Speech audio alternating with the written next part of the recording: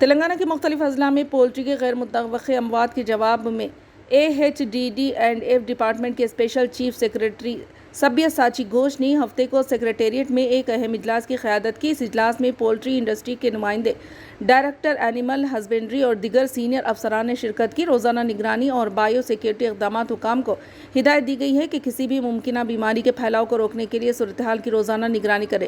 Animal husbandry directorate میں control room قائم کیا جائے گا تاکہ صورتحال پر نظر رکھی جا سکے اور کسی بھی اچانک اموات کی صورت میں فوری رد عمل دیا جا سکے۔ مرنے والے پرندوں کی وبائی تحقیق کی جائے تاکہ اموات کی اصل وجہ معلوم کی جا سکے۔